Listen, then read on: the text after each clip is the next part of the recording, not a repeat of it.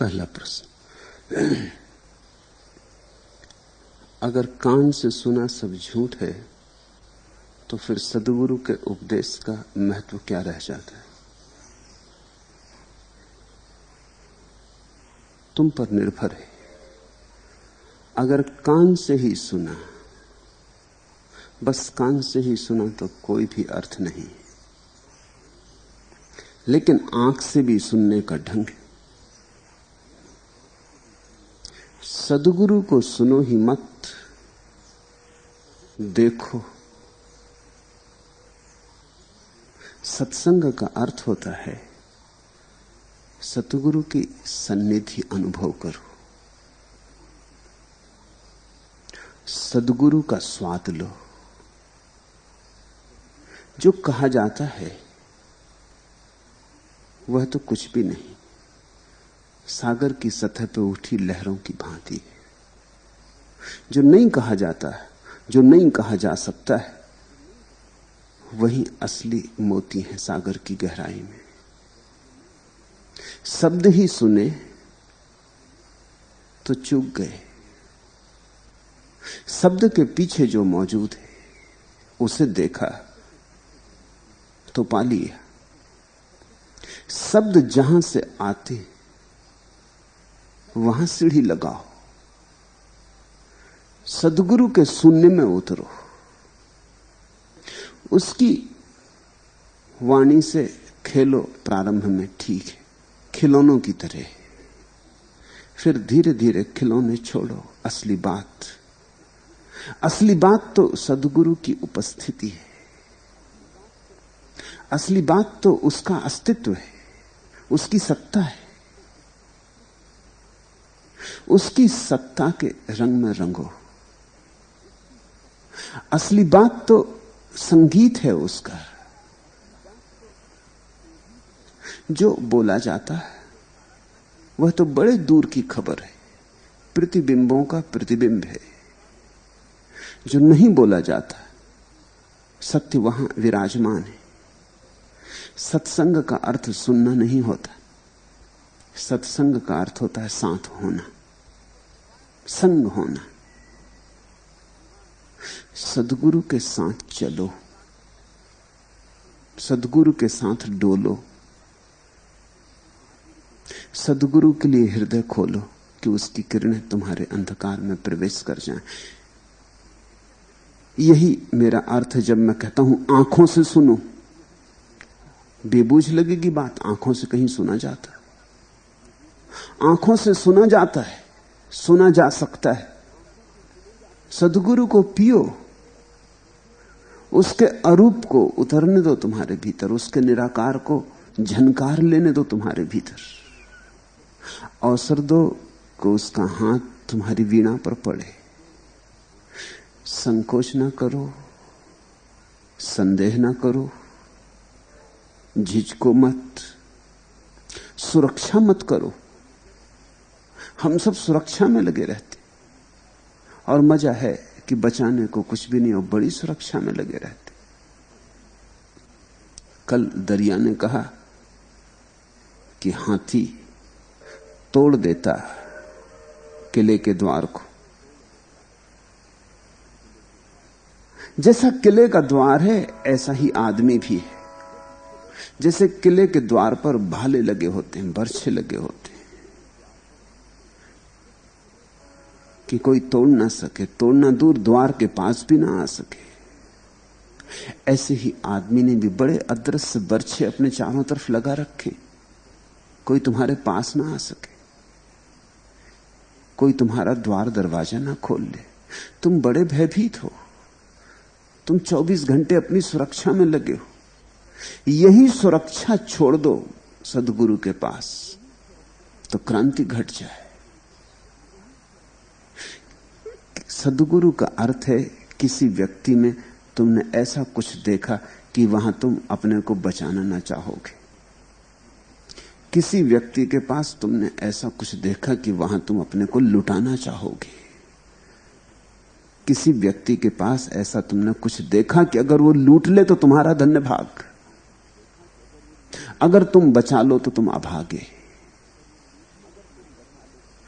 प्रश्न सार्थक है। कई के मन में उठा होगा। दरिया कहते हैं कानों सुनी सो झूठ सब, आंखों देखी सांच। तो फिर सदगुरु के उपदेश का क्या अर्थ? फिर तो दरिया के इस वचन का भी क्या अर्थ है? ये भी तो सुना ही होगा किसी ने।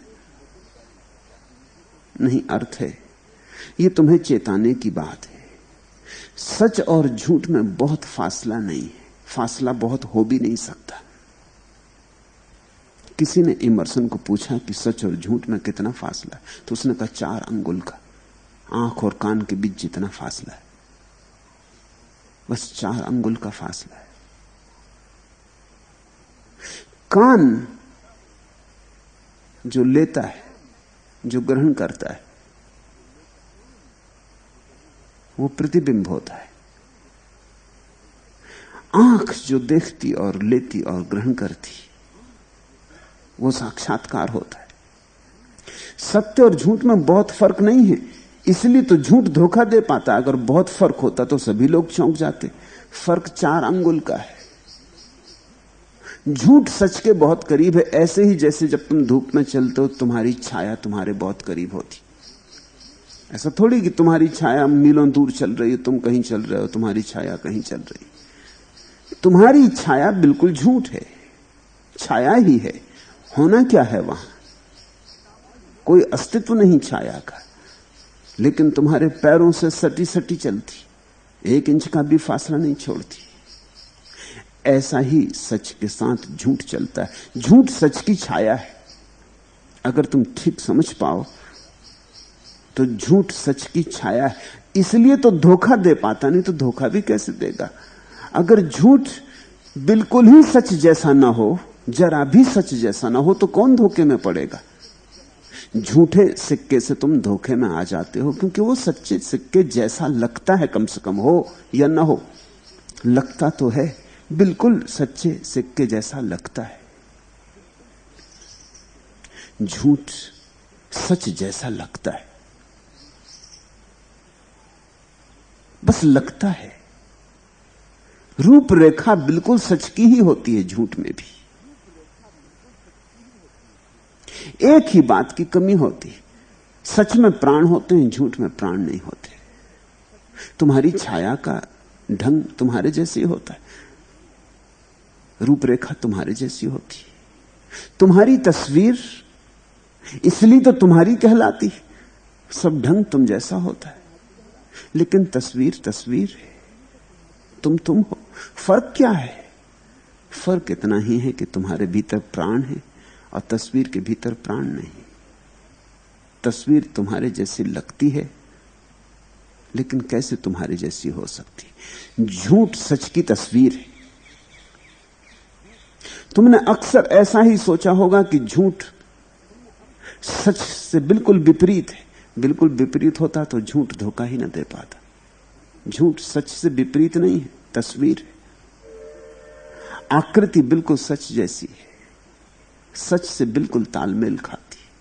ऐसा ही समझो कि रात चांद को देखा झील में, वो जो झील का चांद है झूठ है, असली चांद जैसा है, और कभी कभी तो असली चांद से भी ज्यादा सुंदर मालूम होता।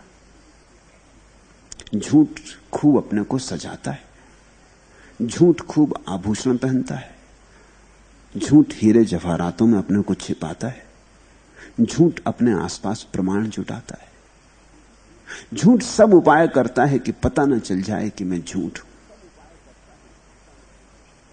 आकाश में चांद है वो तो सच है, झील में जो प्रतिबिंब बन रहा है वो झूठ है, लेकिन है वो सच का ही प्रतिबिंब। जो तुमने कान से सुना है वो भी सच का ही प्रतिबिंब है। किसी ने देखा, कोई जागा, किसी ने अनुभव किया, अपने अनुभव को वाणी में गुनगुनाया, तुमने वाणी कान से सुनी, ये चांद का प्रतिबिंब बना।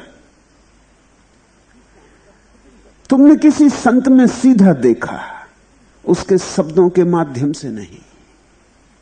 तुमने शब्द हटाकर देखा, तुमने अपने और संत के बीच में शब्दों की दीवार न रखी, आड़ न रखी, तुमने शब्दों को सेतु न बनाया, तुमने शब्द हटा ही दिए, तुमने सीधा देखा, निशब्द में देखा, तब तुम चांद को देख पाओगे। इसलिए मैं कहता हूं, सच कहते दरिया, कानों सुनी सो झूठ सब, आंखों देखी सांच, आंख से सुनने का ढंग है, उसी को हम सत्संग कहते। तुम इधर मेरे पास बैठे, कुछ हैं जो मेरे शब्द को ले जाएंगे, संभाल कर ले जाएंगे। कोई कोई कभी आ जाता है, वो अपनी किताब भी ले आता, उसमें लिखता जाता है, उसका जोर शब्द पर है। वो विद्यार्थी है, शिष्य नहीं। वो अभी स्कूली दुनिया में है। जैसे कहीं कोई परीक्षा होने वाली हो, जिंदगी की कहीं कोई परीक्षा होती। जिंदगी तो पूरी ही परीक्षा है। यहां शिक्षण और परीक्षा अलग अलग नहीं होते। यहां तो हर घड़ी परीक्षा है, हर घड़ी शिक्षण है। हर शिक्षण में परीक्षा है, हर परीक्षा में शिक्षण है। यहां तो सब मिला जुला है। ऐसा थोड़ी कि एक दिन जब तुम 80 साल के हो जाओगे तो कोई परीक्षा में बैठोगे कि अब जीवन की परीक्षा हो रही, कि वहां उत्तर देने पड़ेंगे, रटे रटाए उत्तर काम आ जाएंगे, कि बाजार में छपी हुई कुंजियां खरीद लोगे। ये कुरान और वेद और गुरु ग्रंथ और बाइबल कुंजियां हैं, इनसे काम ना चलेगा। तुमने अगर नानक के शब्द दोहराए तो तुम झूठ हो गए, तुम अगर नानक हो गए तो सच हो गए। तुमने अगर कबीर के शब्द दोहराए, बिल्कुल अक्षर सा दोहराए, तो झूठ हो गए। तुम कबीर हो गए तो सच हो गए। फिर तुमसे भी वैसे ही शब्द निकलने लगेंगे जैसे कबीर से निकले, मगर फर्क बड़ा होगा। अब ये तुम्हारे अपने अनुभव से निकलते होंगे। अब तुम्हारा अपना झरना खुल गया है। अब ये तुम्हारे होंगे, प्रामाणिक रूप से तुम्हारा प्राण इनके भीतर धड़कता होगा। ये मुर्दा नहीं होंगे। तो कोई यहां आता है विद्यार्थी की तरह, वो शब्द संभाल के ले जाता है। उसकी स्मृति में थोड़ी बढ़ती हो जाती, उसकी जानकारी थोड़ी बढ़ जाती, वो थोड़ी और इंफॉर्मेशन इकट्ठी कर लेता है, वो थोड़ा और पंडित हो जाता है, वो दूसरों को समझाने में थोड़ा और कुशल हो जाएगा। दूसरों को समझाने में याद रखना, खुद तो चूक ही गया। और अक्सर ऐसा होता है कि जब तुम दूसरे को समझाने में कुशल हो जाते तो तुम समझते हो कि मैं समझ गया। बात ठीक उल्टी, दूसरों को समझाने में कुशल हो जाने से तुम्हारे समझने का कोई संबंध नहीं। तुम्हारी समझ और ही बात है। तुम्हें अगर समझना है तो शिष्य की तरह, विद्यार्थी की तरह नहीं। कोई नोट्स नहीं लेने, मेरे शब्दों को कोई कंठस्थ नहीं कर लेना है। मेरे शब्द तो याद रहे न रहे, इसका कोई प्रयोजन ही नहीं है। शब्दों के भीतर जो रस डाल रहा हूं, उस रस की बूंद तुम्हारे कंठ में उतर जाए। शब्द तो भूल जाएं। शब्द तो ऐसा समझो खोल है, असली बात तो भीतर है। खोल को तो फेंक देना, असली को आत्मसात कर लेना। भोजन करते ना तो जो सार सार है वो तुम पचा लेते हो, और जो असार है वो मलमूत्र में बाहर निकल जाता है। शब्द तो असार है, उसका कोई मूल्य नहीं है। जब तुम दूसरे को समझाने में उसे निकाल देते हो, तब बस मलमूत्र की तरह बाहर निकल गया। उससे तुम हल्के हो जाओगे। इसे समझो। मुझे सुन के तुमने शब्द इकट्ठे किए, मन भारी हो गया, क्योंकि वो शब्द इकट्ठे हो गए। अब तुम जल्दी तलाश में रहोगे, कोई मिल जाए अज्ञानी तो उसमें उंडेल दूं। अब तुम जल्दी खोज करोगे, कोई भी बहाना मिल जाए, कोई किसी बात को कहीं उठा दे कि तुम जल्दी से तत्पर होके जो तुम बोझ ले आए हो उसमें उंडेल दोगे। उंडेल के तुम्हें अच्छा भी लगेगा, लेकिन अच्छा इसलिए नहीं लग रहा है कि तुम दूसरे को समझाने में सफल हो गए। समझे तो तुम खुद ही नहीं हो, तो दूसरे को तो क्या समझाओगे। जो स्वयं समझ गए हैं वो भी बड़ी मुश्किल पाते हैं दूसरे को समझाने में, तो तुम तो समझाओगे कैसे। तुम तो अभी खुद भी नहीं समझे हो, मगर अच्छा लगेगा। अच्छा दो कारण से लगेगा। एक तो बोझ हल्का हुआ, इसलिए तो लोग किसी बात को गुप्त नहीं रख पाते। गुप्त रखने में बड़ा बोझ हो जाता। किसी ने तुमसे कह दिया, ये कह तो रहे हैं आपसे, कृपा करके किसी और को मत कहना, तब बड़ी मुश्किल हो जाती। वो निकल आती, जवान पे आ जाती बात, अब उसे संभालो, फिर संभाल के भीतर रखो, उसका बोझ बढ़ता जाता है। इसलिए लोग बात को गुप्त नहीं रख पाते।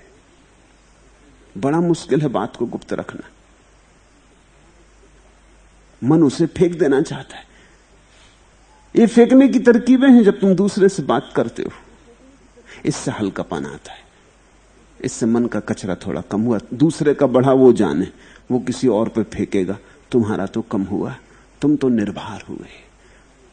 तो एक तो अच्छा लगता है निर्भर होना, और दूसरा अच्छा लगता है ज्ञानी होने का अहंकार, कि देखो मैं जानता, तुम नहीं जानते, मैं ज्ञानी तुम अज्ञानी। जब भी तुम किसी आदमी को अज्ञानी सिद्ध कर पाते हो किसी भी कुशलता से, तब तुम्हारे अहंकार को बड़ी तृप्ति मिलती। तो कोई भी बात के द्वारा तुम सदा सिद्ध करने की कोशिश में लगे रहते हो, मैं ज्ञानी दूसरा अज्ञानी। इन दो बातों के कारण मजा आ जाता है। उस मजे को तुम मत समझ लेना, और उस मजे से तुम्हारे जीवन में कोई क्रांति घटित ना होगी, आनंद के द्वार ना खुलेंगे।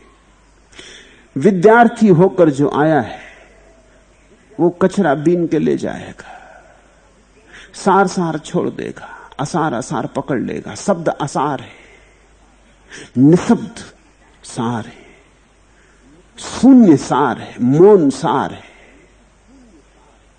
नहीं बोला गया, नहीं बोला जा सकता जो उसमें सार है। विराट को बांधोगे भी कैसे शब्दों में? शब्द बड़े छोटे हैं। ये तो चम्मचों में सागर को समाने की कोशिश है। सागर चम्मचों में नहीं समाता, और जो चम्मच में समा जाता है उसका स्वाद अगर सागर का भी हो, नमकीन भी हो, तो भी वो सागर नहीं है। उसमें तूफान नहीं उठेंगे, उसमें बड़ी तरंगें नहीं आएंगी, उसमें जहाज नहीं चलेंगे, उसमें मछलियां नहीं तैरेंगी, उसमें तुम डूब ना सकोगे। तो माना कि चम्मच में जो भर आया है 2-4-10 बूंद सागर की, उनका स्वाद तो नमक का है। स्वाद से धोखा मत खा जाना। सागर के और भी गुण हैं स्वाद के अतिरिक्त, वो कोई भी वहां नहीं है। और सबसे बड़ी बात तो ये थी कि जिसमें तुम डूब जाओ वही सत्य है, वही सागर है। शब्द में कैसे डूबोगे? वो तो चुल्लू भर पानी में डूब मरने जैसा है। शब्द में कोई कभी डूबा है? शब्द इतना छोटा है, उसमें तुम लाख उपाय करो तो न डूब सकोगे। निशब्द में डूबता है कोई। तो एक तो है जो अपनी स्मृति को थोड़ा सा बढ़ा के, अपने ज्ञान को थोड़ा बढ़ा के, पांडित्य के तराजू पर थोड़ी और गरिमा रख के चला जाएगा, वो चूक गया। जो यहां से पंडित होकर गया वो चूक गया। हानि की जगह, लाभ की जगह हानि हो गई। उसने और थोड़ा उपद्रव अपने जीवन में बढ़ा लिया, कम ना किया। जो यहां शिष्य की तरह आया है, जिस शब्दों में अब कोई रस नहीं है, जो देखने आया है, जो अनुभव करने आया है, जो मेरे साथ अज्ञात की यात्रा पर जाने को तैयार है, जो कानों से मुझसे नहीं जुड़ रहा है, आंखों से जुड़ रहा है, वही कुछ पा सकेगा, केवल वही। इसलिए कहता हूं, कान से सुनना बस सुनना मात्र है, आंख से सुनना असली बात है। गुरु को पियो, गुरु पर आंखें टिकाओ, गुरु की रोशनी तुम्हारी आंख की रोशनी बने, गुरु का प्रेम तुम्हारी आंख से उतरे और तुम्हारे हृदय को भरे। तो दरिया ठीक ही कहते हैं, कानों सुनी सो झूठ सब, आंखों देखी सांच। जिस दिन तुम गुरु को ठीक से देखने लगोगे, उस दिन तुम दो बातें जानोगे, जीना भी आ गया मुझे और मरना भी आ गया। पहचानने लगा हूं अब तुम्हारी नजर को मैं। गुरु के साथ होने का अर्थ है जीना भी आ गया और मरना भी।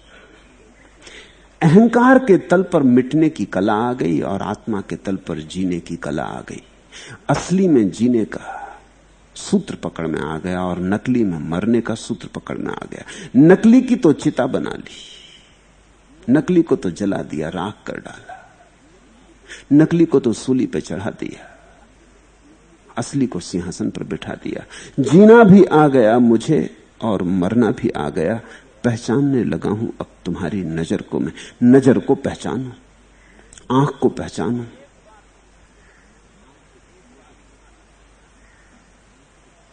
गुरु के अस्तित्व से जुड़ो, गुरु की सन्निधि में डूबो। दूसरा प्रश्न,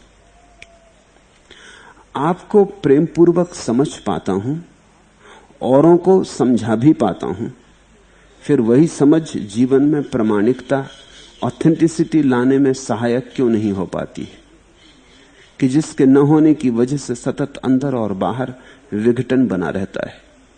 कहां भूल हुई जा रही है? कृपा कर दृष्टि दे। पहली तो बात, दूसरों को समझा पाते हो, इसे समझने का सूत्र मत समझ लेना। यह काफी नहीं है, इससे तृप्त मत हो जाना। ये दूसरे को समझाना तो ऐसे ही है जैसे कि पोस्टमैन लाके चिट्ठियां दे जाता।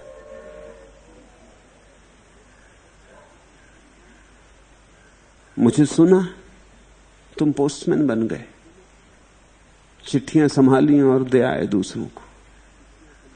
पोस्टमैन के हाथ तो कुछ भी नहीं पड़ता। पोस्टमैन तो यहां से वहां चिट्ठियां ले जाता रहता। इन चिट्ठियों में कई बहुमूल्य होती, इनमें मनी ऑर्डर भी होते, इनमें धन भी छिपा होता है, इनमें प्रेम भी छिपा होता है। मगर पोस्टमैन तो लादता है अपने बस्ते में, अपने झोले में। एक जगह से लाद लेता है, दूसरी जगह जाके उतार देता है, बांट आता है। पोस्टमैन के हाथ कुछ भी नहीं पड़ता। न तो प्रेम पत्रों का प्रेम पड़ता है, न धन का एक कण पड़ता है, कुछ भी नहीं पड़ता। तो पोस्टमैन बनो कि प्रोफेसर, फर्क नहीं है बहुत। मुझे सुन के तुम दूसरे को समझा पाओगे, इससे कुछ हल न होगा। तुम नाहक ही पोस्टमैन बन गए।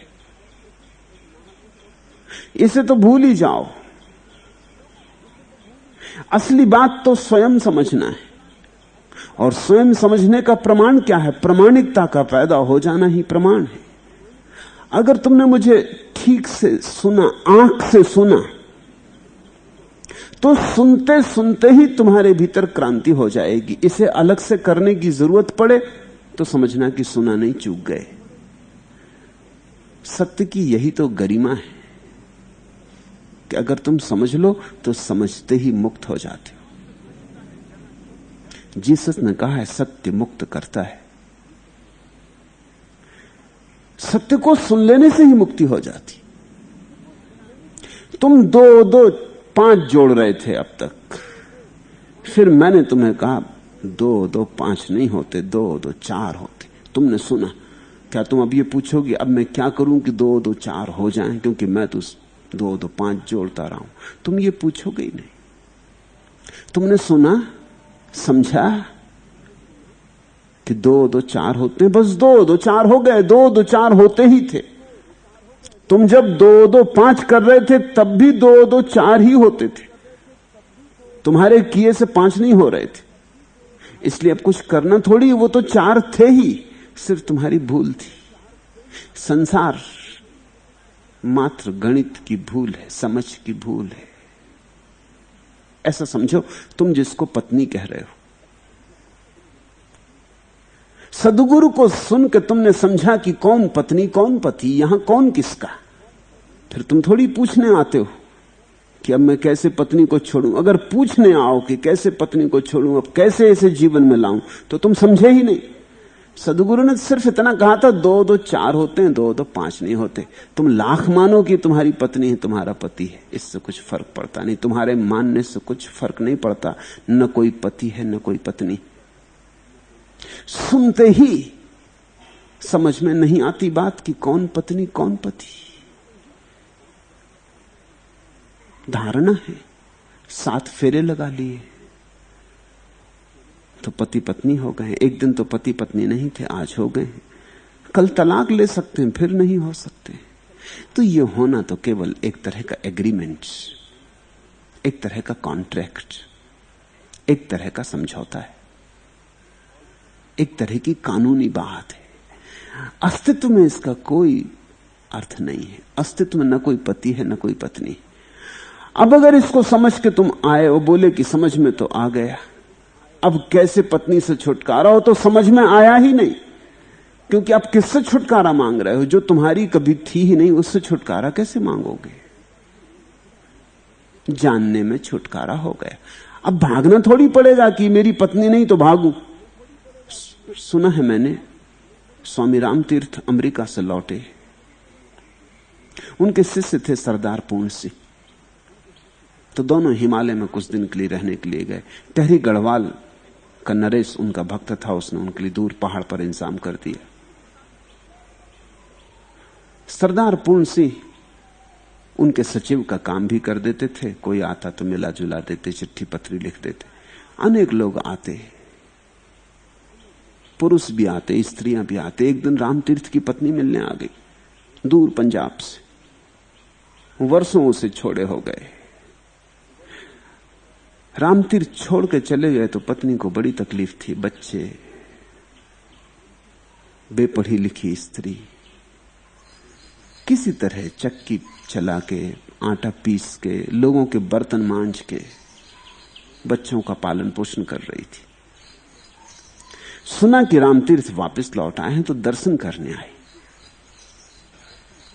लोग बड़ी प्रशंसा करते, लोग बड़ी खबर लाते।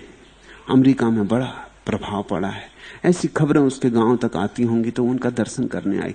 दर्शन करने आने के लिए पैसा भी नहीं था, वो भी उसने आसपास के लोगों से उधार मांगा कि चुका दूंगी धीरे धीरे करके। और जब वो मिलने आई और रामतीर्थ ने देखा कि पत्नी आ रही है अपने कोठी पर से, तो उन्होंने सरदार पूर्ण सिंह को कहा कि मेरी पत्नी आ रही, दरवाजा बंद कर दो और इसको किसी तरह समझा बुझा के भेज देना, मैं मिलना नहीं चाहता। सरदार पूर्ण सिंह को तो बड़ी चोट लगी। उन्होंने तो कहा तो फिर निर्णय हो जाए, अगर आप अपनी पत्नी से नहीं मिलना चाहते तो मुझे भी छुट्टी दे, मैं भी चला। बात ही खत्म हो गई। इतनी स्त्रियां आती, इतने पुरुष आते, किसी से आपने कभी नहीं मिलना चाहता हूं ऐसा नहीं कहा। आपकी पत्नी का क्या कसूर है? क्या आप उसे अब भी अपनी पत्नी मानते हैं? तब रामतीर्थ को समझ आई। तो गणित के प्रोफेसर थे रामतीर्थ, उनको बात समझ में आ गई कि 2 2 जब 4 हो गए तो अब मैं 5 किस हिसाब से मान रहा हूं। जब एक दफा समझ लिया कि कोई पत्नी नहीं, कोई पति नहीं, कोई बेटा नहीं, कोई मां नहीं, यहां सब संबंध नदी नाव संयोग है। रास्ते पर मिल गए, फिर बिछड़ जाएंगे, अलग अलग रास्ते आ जाएंगे, अपनी अपनी यात्रा पर फिर निकल जाएंगे। 2 घड़ी के लिए साथ हो लिए, 2 घड़ी के लिए संगी हो गए, 2 घड़ी सुख दुख में मैत्री बना ली है। लेकिन भूल जाने की कोई जरूरत नहीं कि जल्दी ही रास्ते अलग हो जाएंगे। पत्नी मरेगी तो पति नहीं मरेगा, पति मरेगा तो पत्नी नहीं मरेगी, जल्दी से रास्ते अलग हो जाएंगे। तो हमारी यात्रा तो व्यक्तिगत है, निजी है। दूसरे से संग साथ तो रास्ते पर मिल गए। तुम घर से निकले, पड़ोसी भी निकला, दोनों रास्ते पे मिल गए। पड़ोसी को बाजार जाना है, तुम्हें स्टेशन जाना है, थोड़ी दूर तक साथ रहा, चौराहा आया, नमस्कार हो गई, कोई स्टेशन चला गया, कोई बाजार चला गया, बात खत्म हो गई। बस ऐसा ही है जीवन की इस अनंत यात्रा पर। जब सरदार पूर्ण सिंह ने यह कहा तो रामतीर्थ को बड़ी चोट लगी और होश भी आया कि बात तो सच है। जब मैंने ये समझ ही लिया कि मेरी कोई पत्नी नहीं, तो आज मैं उसे रोकने की चेष्टा कर रहा हूं, वो तो बड़ी भ्रांति की। इसका अर्थ है कि मैं अभी तक समझा नहीं। उन्हें इतनी पीड़ा हुई कि सरदार पूर्ण सिंह ने लिखा है कि वो बहुत रोए। पत्नी को बुलाया, मिले, बड़े भाव से मिले, और उसी दिन से उन्होंने गैरिक वस्त्र छोड़ दी। सरदार पूर्ण सिंह ने पूछा, ये आपने क्या किया, आप सफेद कपड़े क्यों पहनने लगे? तो उन्होंने कहा, शायद अभी मैं असली सन्यासी नहीं, शायद मैं अभी योग्य पात्र नहीं गैरिक वस्त्रों का। तुमने मुझे चेताया, तुमने मुझे ठीक चेताया, अच्छा किया तुमने चोट की, तुमने मेरे दंभ को खूब गिराया। मैं तो यही समझ बैठा था कि सब पा लिया, इस छोटी सी घटना ने सब उगाड़ दिया। और आदमी बड़े सरल थे, दंभी होते तो सरदार पूर्ण सिंह को निकाल के बाहर करते कि तू शिष्य होकर गुरु को चेताने चला है, पहले खुद तो चेत। दंभी होते तो जो कर रहे थे उसको सिद्ध करने के लिए सब तरह का तर्क जाल खड़ा करते, नहीं, स्वीकार कर लिया। न केवल स्वीकार कर लिया, उस दिन से गैरिक वस्त्र न पहने, उस दिन से सफेद वस्त्र पहनने लगे। क्यों? कि मैं इनके शायद अभी योग्य नहीं। ये वस्त्र तो अग्नि के रंग के वस्त्र हैं। ये वस्त्र तो जब सारी नासमझी जल जाए तभी सार्थक है।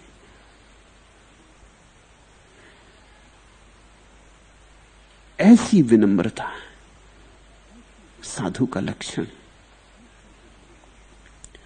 तो सवाल यह नहीं है कि तुम दूसरे को समझा सको, सवाल यह है कि तुम स्वयं समझ सको। और स्वयं अगर समझ लो तो फिर यह प्रश्न नहीं उठता कि अब मैं प्रमाणिक कैसे हूं। समझ अगर ठीक ठीक बैठ गई तो प्रमाणिक तुम हो गए। प्रमाणिक होना परिणाम में हो जाएगा। पूछा तुमने, आपको प्रेम पूर्वक समझ पाता हूं। अब दो बातें हैं। कुछ लोग हैं जो यहां आते, उनका मुझसे कोई प्रेम नहीं। समझदार लोग हैं, समझने की चेष्टा करते हैं, लेकिन प्रेम न होने की वजह से चूक जाते। ये बातें ऐसी हैं कि प्रेम में पगे होकर सुनोगे तो ही समझ में आएंगी, नहीं तो नहीं समझ में आएंगी। इन बातों को समझने के लिए बड़ी सहानुभूति, बड़ी श्रद्धा चाहिए। अपूर्व श्रद्धा हो तो ही ये संपदा तुम्हारी हो सकेगी। तो कुछ लोग हैं जो बुद्धि से सुनते हैं, जिनके हृदय में कोई प्रेम की तरंग नहीं, वो चूक जाते हैं। फिर कुछ लोग हैं जो प्रेम से सुनते हैं, लेकिन समझ का अभाव है, बोध नहीं, मगन होकर सुनते, डूब जाते। मगर जिसमें डूब रहे हैं वह क्या है, इसका साक्षी भाव नहीं, तो उनके जीवन में क्रांति तो हो जाएगी डूबने से, लेकिन वो किसी दूसरे को समझाने में कभी सफल ना हो पाएंगे। उनके भीतर रूपांतरण तो हो जाएगा, उनका खुद का काम तो हो जाएगा, वे परम शिष्य बन जाएंगे, लेकिन कभी गुरु ना बन पाएंगे। गुरु होने के लिए दो बातें जरूरी हैं। शिष्य जब तुम थे तब प्रेम से सुना हो, और समझ और साक्षी से भी। इधर हृदय पूर्वक सुना हो और उधर पूरी प्रतिभा को, बुद्धि की जगा के रखा हो। तो जो तुम्हारे हृदय में घटता हो वो सिर्फ हृदय में ही ना घटे, उसकी झनक, उसकी भनक अंकित होती चली जाए तुम्हारी बुद्धि में भी, तो ही तुम दूसरे को समझाने में सफल हो पाओगे।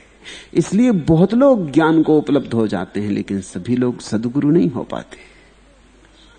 ज्ञान को उपलब्ध हो जाना एक बात है, तुमने जान लिया, तुमने अनुभव कर लिया, तुम डुबकी मार गए, मगर तुम चुप हो जाओगे, तुम मौन हो जाओगे, तुम बोल भी ना पाओगे। क्योंकि जब तुमने डुबकी मारी तब तुमने सिर्फ हृदय से मार ली, और हृदय बोलता नहीं, हृदय तो चुप है। हृदय समझा नहीं सकता। हृदय समझ तो लेता है लेकिन समझाने में असमर्थ है।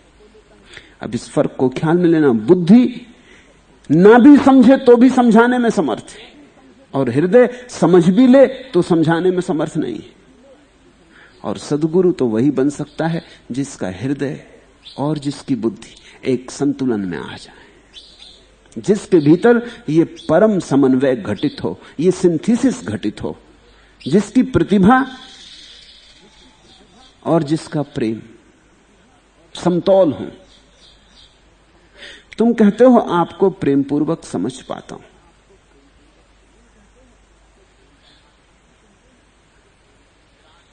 तुम्हारी समझ तुम्हारे काम नहीं आ रही, इसलिए समझ नहीं हो सकती। और तुम्हारा प्रेम भी तुम्हारी धारणा है। अगर ये प्रेम वस्तुतः हो तो कम से कम तुम्हारे तो काम आ जाए। अभी तुम्हारे काम बात नहीं आ रही। तुम दूसरों को समझा पाते हो, तुम कुशल हो गणित में, तर्क में, तुम निष्णात हो भाषा में, तो तुम दूसरे को समझा पाते हो। मगर दूसरे को समझाने से क्या होगा? और कैसे तुम दूसरे को समझाओगे जो तुम्हारे जीवन में नहीं जला, जो तुम्हारे जीवन में नहीं उमगा, जो फूल तुम्हारे जीवन में नहीं खिला? उसकी सुगंध की चर्चा करके किसको समझाओगे? बात में से बात निकलती जाएगी, न सुगंध तुम्हारे पास थी न सुनने वाले को मिलेगी, और सुनने वाला किसी और को समझाएगा। ऐसे सदियों तक रोग के कीटाणु फैलते चले जाते। ऐसे सदियों तक हम अपनी बीमारियां एक दूसरे को देते चले जाते। इसे रोको। दूसरे को समझाने की तब तक चेष्टा ही मत करना जब तक तुम्हें समझ में नहीं आ गया। और तुम्हें समझ में आने का प्रमाण क्या है? तुम्हें समझ में आने का प्रमाण यही है कि जब तुम मुझे सुन रहे हो, सुनते ही तत्क्षण कोई बात की चोट पड़े और तुम्हें दिख जाए बिजली कौंधे, और तुम्हें दिख जाए कि हां ऐसा है, ऐसा ही है। और उस ऐसे ही है के अनुभव में तुम्हारा जीवन कल से दूसरा हो जाए। फिर कल से 2-2-4 होने लगे। कल से क्यों, अभी से, इसी क्षण से 2-2-4 होने लगे। फिर 2-2-5 दोबारा ना हो। आपको प्रेम पूर्वक समझ पाता हूं, औरों को समझा पाता हूं, फिर वही समझ जीवन में प्रामाणिकता लाने में सहायक क्यों नहीं हो पाती? ये समझ नहीं, ये समझ का धोखा है। ये समझदारी है, समझ नहीं। ये जानकारी है, ज्ञान नहीं। इसमें बोध नहीं है। बुद्धि होगी, बहुत विद्वता होगी, लेकिन बोध नहीं है, बुद्धत्व नहीं है। तुम्हें मेरी बातें चोट करेंगी, तुम थोड़े बेचैन होगे, क्योंकि मैं ये कह रहा हूं कि तुम्हारे भीतर अभी जो प्रेम है वो भी मन की धारणा है, और तुम जिसे समझ रहे हो वो केवल शब्दों का खेल है। निश्चित ही तुम्हारा मन बड़ा उदास होगा, बड़ा हताश होगा, लेकिन मैं जानकर ही ये बातें कह रहा हूं। तुम्हें हताश और उदास करना जरूरी ताकि तुम्हें झटका लगे, नहीं तो तुम इसी रौ में बहते चले गए तो तुम मुझसे चूक ही जाओगे। तुम पहले इस हीरे को अपने भीतर डुबा लो, तुम पहले इस किरण को अपने भीतर उतार लो। जल्दी ना करो, किसको समझाना है, किससे क्या लेना देना। जब तुम्हारे फूल खिलेंगे तो सुगंध दूसरों तक पहुंच जाएगी। पहुंची तो ठीक, न पहुंची तो ठीक, ये तुम्हारा कुछ कर्तव्य नहीं है कि पहुंचनी ही चाहिए। सुना नहीं, दरिया कहते हैं कि इस पागल संसार को समझाने से क्या होगा। ये तो कितना ही समझाओ, समझ के और उलझ जाता है। जितना सुलझाओ उतना उलझ जाता है। ये संसार पागल है। तुम पागलों को समझाने में सिर न फोड़ो। तुम इतना ही करो कि अपने पागलपन के बाहर आ जाओ। तुम्हारा पागलपन के बाहर आ जाना ही तुम्हारे द्वारा होने वाली बड़ी से बड़ी सेवा है। फिर जो भी तुम्हारे साथ आ जाएगा, जो भी तुम्हारे पास पड़ जाएगा, जो भी कभी जाने अनजाने तुम्हारे पास से गुजर जाएगा, उसको तुम्हारी सुगंध मिलेगी, तुम्हारा संगीत मिलेगा, उसके भीतर भी वीणा कंपित होगी, उसके नासापुट भी किसी अनिर्वचनीय सुगंध से भरेंगे। वो भी शायद अनंत की यात्रा पर निकलने को जिज्ञासु हो जाए। पर समझाने का गोरख धंधा मत करो, तुम पहले खुद ही पालो। उस पाने से अगर कुछ किसी को समझाना निकलता हो ठीक, लेकिन पहले पक्का कर लो कि मुझे मिला। अपनी सारी शक्ति नियोजित कर दो समझने में। प्रामाणिकता सुन के पैदा नहीं होती, कान से सुन के पैदा नहीं होती। प्रामाणिकता का अर्थ होता है, बाहर भीतर एक, जैसा दरिया ने कहा, साध का लक्षण बताया कि बाहर भीतर एक, जैसा भीतर वैसा बाहर। जिसके भीतर बहुत बहुत परतें नहीं, जिसके भीतर बहुत मन नहीं, जिसके भीतर एक ही धारा है, अनेक अनेक खंडों में बटी हुई धारा नहीं, जिसके भीतर बहुत स्वर नहीं है, भीड़ नहीं है, और जिसके चेहरे पर कोई मुखौटे नहीं, जिसके पास मौलिक चेहरा है, वही जो परमात्मा ने उसे दिया, वही जो उसका अपना है, बस निज पर ही जिसका भरोसा है। यह प्रामाणिकता है। लेकिन यह प्रामाणिकता कैसे पैदा हो? तुमने अगर इसको कैसे से जोड़ा तो अड़चन में पड़ जाओगे, क्योंकि प्रामाणिकता तुम्हारे पैदा करने की बात ही नहीं। तुम जो भी पैदा करोगे वो अप्रामाणिक होगा। अब इसे खूब संभाल के हृदय में रख लो। तुम जो भी पैदा करोगे वो अप्रामाणिक होगा। तुम पैदा करोगे वो प्रामाणिक कैसे हो सकता है? प्रामाणिक तो परमात्मा पैदा कर चुका है। तुम पूछते हो मैं असली चेहरा कैसे लगाऊं? असली चेहरा लगाया नहीं जाता, असली चेहरा तो है ही, नकली चेहरे लगाए जाते हैं। तो तुम जो भी लगाओगे वो नकली होगा, जो लगाया जा सकता है वो नकली होगा। तो ये तो पूछो मत कि ठीक अब नकली चेहरा नहीं लगाऊंगा तो असली कैसे लगाऊं, मगर तुम लगाने की बात पकड़े हुए, तुम कहते हो लगाऊंगा तो ही, चलो नकली ना लगाएंगे असली लगाएंगे, मगर असली लगाया जाता? असली तो वही है जो तुम्हारे बिना लगाए लगा हुआ है। तुम जिसे निकालना भी चाहो, अलग भी करना चाहो तो ना अलग कर सकोगे, वही असली है। जिसको हम कभी नहीं चूकते और जिसको हम कभी नहीं खोते और जिससे हम कभी अलग नहीं होते, वही असली है, वही प्रामाणिक है। तो करना क्या है? सिर्फ नकली को देख लेना है कि नकली है, बस। फिर हाथ रुक जाएंगे नकली को लगाने से। कृष्णमूर्ति कहते हैं जिसने नकली को नकली की तरह देख लिया उसको असली उपलब्ध हो जाता है। असार को असार की तरह देख लेना, सार को पा लेना है। अंधेरे को अंधेरे की तरह पहचान लेना बस पर्याप्त है रोशनी की तरफ जाने के लिए। तो तुम प्रामाणिक होने की चेष्टा तो मत करना, चेष्टा मात्र अप्रामाणिकता में ले जाती। प्रामाणिकता साधी नहीं जाती। प्रामाणिकता तो तुम जब सब साधना छोड़ देते हो तब जो बच रहती है वही है। प्रामाणिकता घटती है, घटाई नहीं जाती। प्रामाणिकता कोई आयोजन नहीं की जाती, उसकी कोई व्यवस्था नहीं होती, कोई विधि विधान नहीं होता। वह तो हो ही चुका है, वह तो तुम लेकर ही आए थे। असली चेहरा तो तुम मां के पेट से लेकर आए थे। उसके लिए किसी स्कूल, किसी विद्यालय, किसी विद्यापीठ की कोई जरूरत नहीं। तुमने जो सीख लिया उसे अनसीखा हो जाने दो और तुम अचानक पाओगे जो तुम्हारा है वो उभर कर ऊपर आ गया।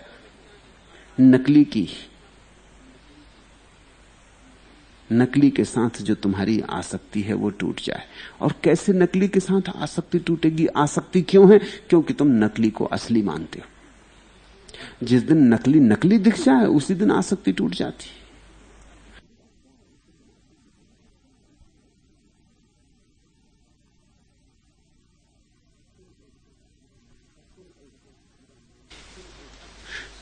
तुम एक पत्थर का टुकड़ा हीरा मान के अपनी तिजोरी में संभाल के रखे थे, सोचते थे हीरा है, परख तो थी नहीं हीरे की, पारखी तो तुम थे नहीं, जौहरी तो तुम थे नहीं। रास्ते पे पड़ा मिल गया था, चमकता था तो तुमने सोचा हीरा है, तो तुमने संभाल के रख लिया, डर के मारे किसी को बताया भी नहीं कि कहीं पता चल जाए कि चोरी इत्यादि की झंझट खड़ी हो कि कहां से लाए, किसका है, कैसे मिला, तो किसी को बताया भी नहीं, जल्दी से तिजोरी में संभाल के रख दिया। अब तुमने इसकी फिक्र करनी शुरू की कि असली है या नकली। तुम किसी जौहरी से दोस्ती कर लिए, सत्संग करने लगे, जौहरी की दुकान पे बैठने लगे, देखने लगे कैसे परखता हीरे को, असली हीरे की परख क्या है। धीरे धीरे जौहरी की दुकान पर बैठते बैठते तुमको भी समझ में आने लगा कि असली क्या, नकली क्या, कांच के टुकड़े क्या हैं। तुमको भी समझ में आने लगा, जो दरिया कहते हैं, कांच कांच सो कांच, सांच सांच सो सांच। सो तुम पहचानने लगे कि सांच क्या है, कांच क्या है। फिर एक दिन आए, अपनी तिजोरी खोली, देखा उठाकर, वो कांच का टुकड़ा था। अब इसका त्याग करने के लिए कुछ आयोजन करना होगा, इसको छोड़ने के लिए कोई जलसा, गांव को निमंत्रण करना होगा, इसके त्याग के लिए कोई जुलूस, कोई शोभा यात्रा निकालनी पड़ेगी। डुंडी पिटवाओगे, अखबार में खबरें छपवाओगे कि हीरे का त्याग कर रहे हैं, ये कांच का टुकड़ा है, बात खत्म हो गई। अब तुम किससे पूछने जाओगे कि हीरे को कैसे छोड़ें? अगर तुम पूछते हो हीरे को कैसे छोड़ें, तो अभी तिजोरी में संभाल कर रख लो, अभी हीरा है, छोड़ोगे कैसे? अगर कांच का टुकड़ा दिखाई पड़ गया तो बात खत्म हो गई। अब पूछना क्या है, किससे पूछना है? तुम एक क्षण भी यहां वहां न जाओगे, बच्चों को दे दोगे कि खेलो, तिजोरी बंद करके सोचोगे कहां इतने दिन तक कचरे को तिजोरी में रखे रहे, बात खत्म हो गई। जिस दिन तुम्हें कांच कांच की तरह दिख गया, उसी दिन बात खत्म हो गई। मेरी बातें सुनते सुनते तुम ऐसे प्रश्न अपने मन में कभी मत उठाओ कि कैसे इन्हें साधें, बस वहां चूक हो रही। तुम मेरी बातों को ठीक से सुन लो, आंख से सुन लो, ठीक से परख लो क्या कहा जा रहा है, क्यों कहा जा रहा है, उसके सब भाव भंगिमाएं पहचान लो। ये तो जौहरी की दुकान है, इस पे बैठे बैठे आते जाते सत्संग करते करते तुम्हें समझ आ जाएगी कि असली हीरा क्या, नकली हीरा क्या। फिर नकली हीरा तुम फेंक दोगे, और जब सब नकली हीरे फेंक दिए जाते हैं, तब तुम्हारे भीतर जो असली है ही वो प्रकट हो जाता है। नकली के ढेर में खो गया है असली। असली लाना नहीं, असली लाया नहीं जा सकता। असली तो तुम हो, असली हीरा तो तुम हो, तुम ही हो जिसकी तुम तलाश कर रहे हो। खोजने वाले में ही खोज का अंतिम लक्ष्य छिपा है, साधक में ही सिद्ध बैठा है। तुम्हारे भीतर परमात्मा का वास है, पर तुमने अपनी तिजोरी में इतना कूड़ा करकट इकट्ठा कर लिया, जो मिला सो उठा लाए, जो मिला सो उठा लाए, जहां मिला सो उठा लाए। मैं एक सज्जन के घर में कुछ वर्षों तक रहा।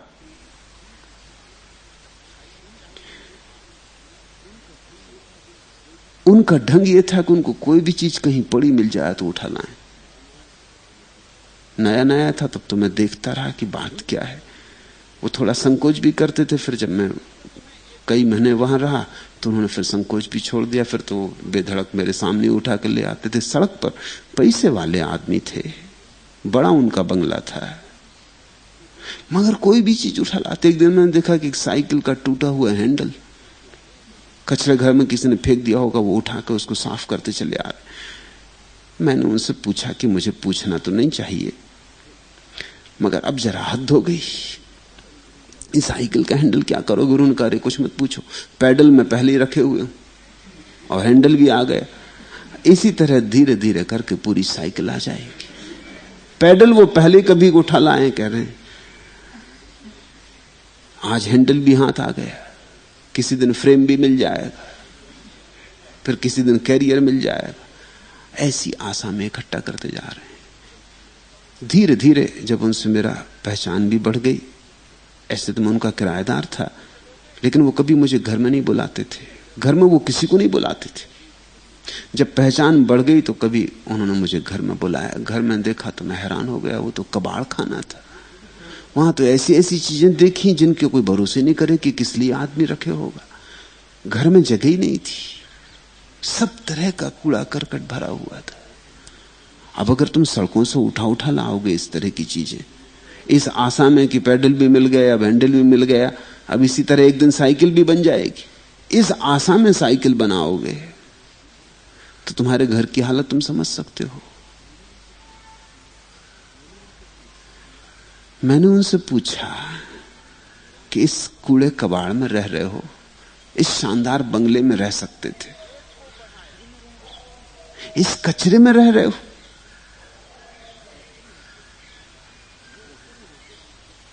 वो हंसे, वो इस तरह हंसे जैसे समझदार नासमझों की बातों पे हंसता है। उसने कहा, आप क्या समझो, अब व्यवहारिक आदमी हो आप, ये व्यवहार की बात है, आप देखना धीरे धीरे इनमें से एक एक चीज काम में आ जाएगी। वो उसी कचरे में रहते रहते मर गए। उनके मरने के बाद जब उनकी पत्नी ने सफाई की उस घर की, तो उसमें कुछ भी बचाने योग्य नहीं था। वो भी मैंने अपने आंख से देखा कि एक ठेला भर के कूड़ा कबाड़ सब तरह का निकालना पड़ा, उसमें कुछ भी बचाने योग्य ना था। तुम अगर अपनी जिंदगी में गौर से देखोगे, तुमने बहुत सा कूड़ा करकट इकट्ठा कर लिया है, भीतर तुम कचरे कचरा इकट्ठा किए बैठे हो। इस कचरे के कारण जो असली है दिखाई नहीं पड़ रहा, असली दब गया कचरे में। असली को पाना नहीं है, असली तो मिला ही हुआ है, सिर्फ नकली से छूट जाना है। अब नकली से छूटने के लिए क्या करना होता? नकली नकली है ऐसी समझ भर आ जाए पर्याप्त। इतनी ही समझ सद्गुरु के पास आ जाती। सत्संग का इतना ही सार है। तुम ये तो पूछो मत कि प्रामाणिकता कैसे लाऊं। अगर तुम्हें प्रामाणिकता की बात समझ में आ गई कि अप्रामाणिक होने में दुख है, तुम्हें समझ में आ गया कि अप्रामाणिकता आदमी को विक्षिप्तता की तरफ ले जाती, बाहर कुछ भीतर कुछ, तो तुम दो आदमी हो गए। और इन दोनों आदमियों में निरंतर संघर्ष होगा, निरंतर कलह होगी, निरंतर झंझट होगी। कुछ कहोगे, कुछ करोगे, तुम्हारा सारा जीवन झूठ का एक व्यवसाय हो जाएगा। फिर तुम्हें याद रखनी पड़ेगी कि किससे क्या कहा। सत्य के साथ एक सुविधा है, सत्य को याद नहीं रखना पड़ता। कह दिया, बात खत्म हो गई।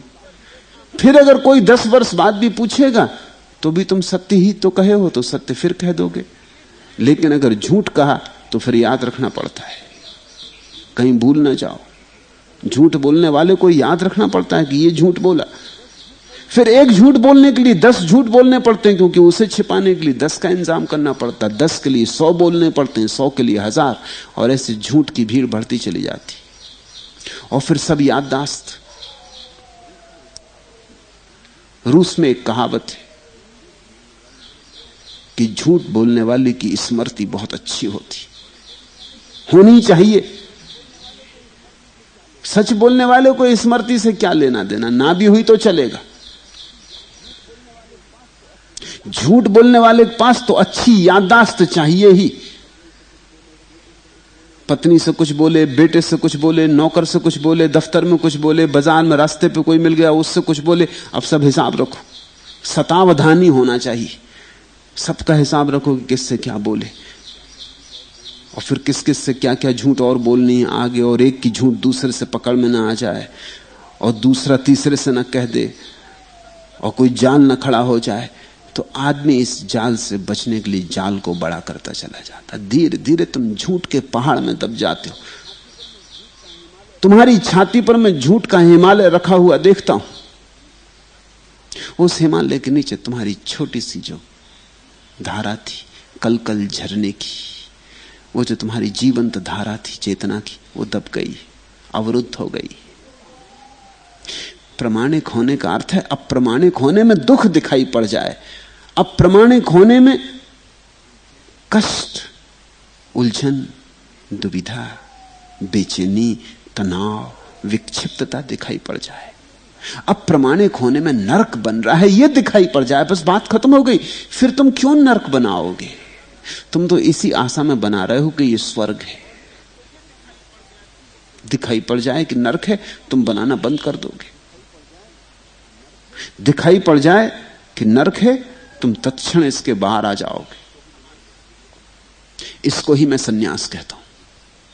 मेरे सन्यास की परिभाषा इतनी ही है कि तुम्हें दिखाई पड़ गया कि कैसे तुम नरक बनाते हो, अब नरक नहीं बनाएंगे।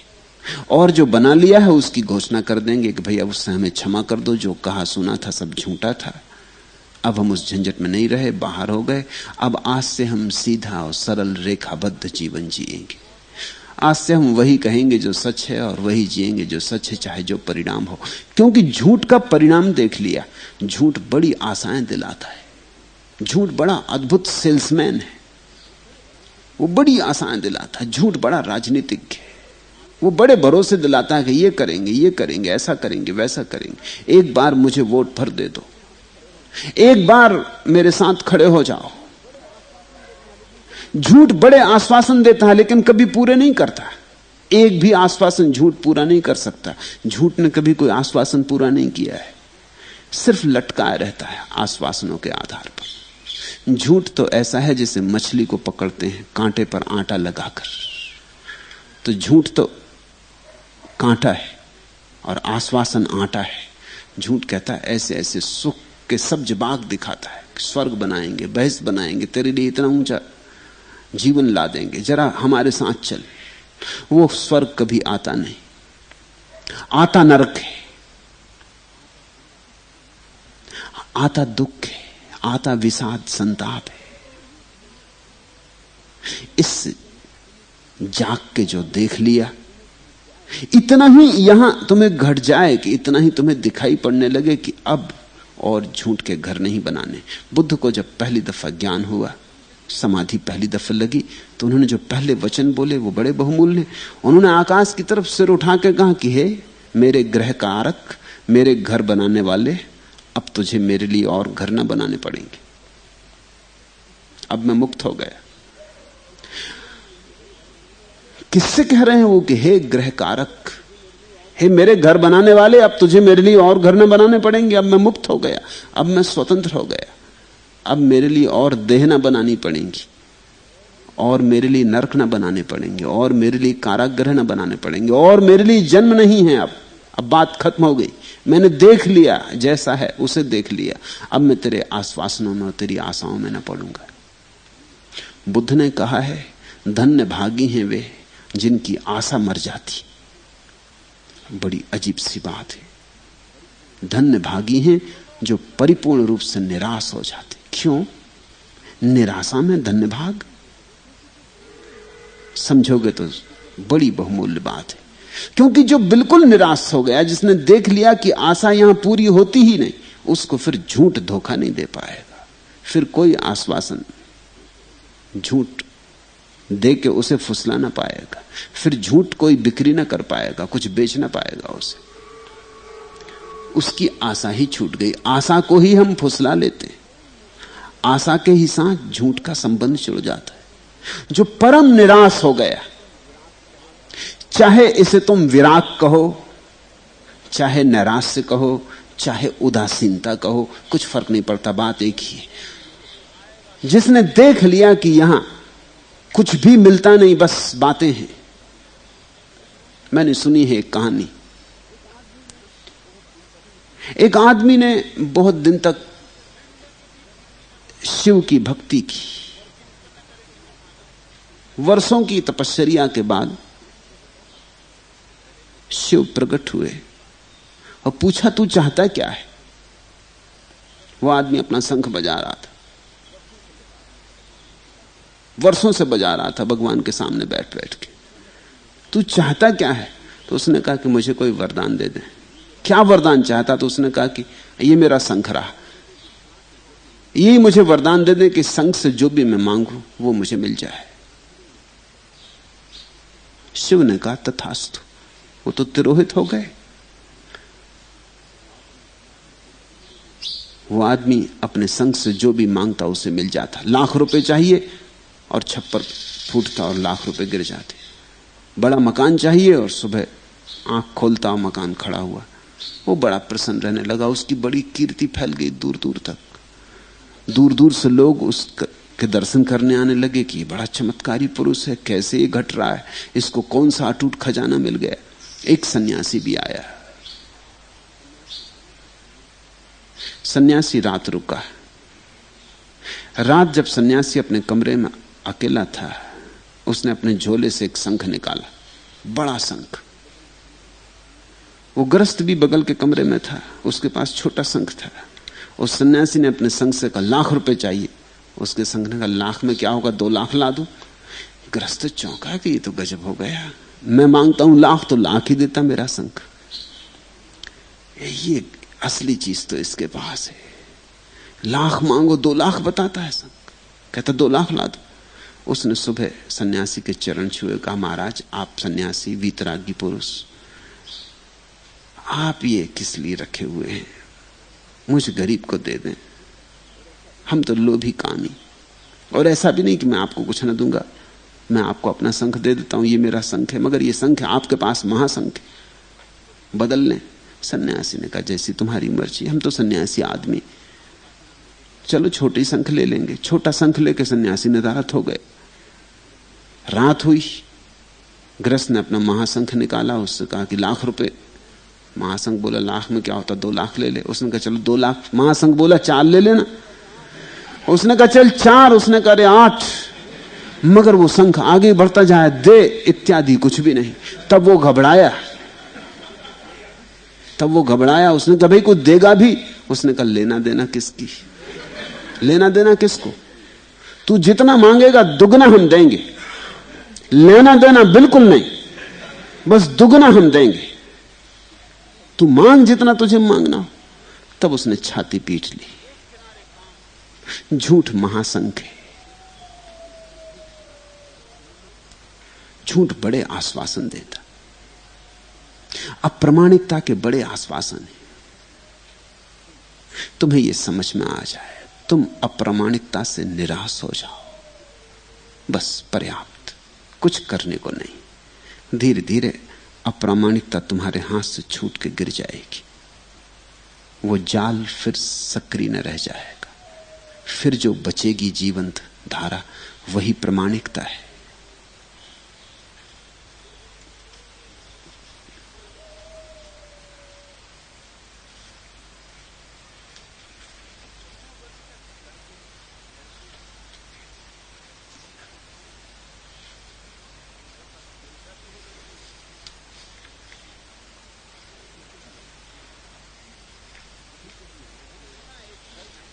तीसरा प्रश्न, कभी कभी रात में आपसे मुलाकात हो जाती, क्या यह सपना है? और कभी कभी ऐसा स्वाद अनुभव होता है जैसा कभी नहीं जाना था, तो यह क्या है?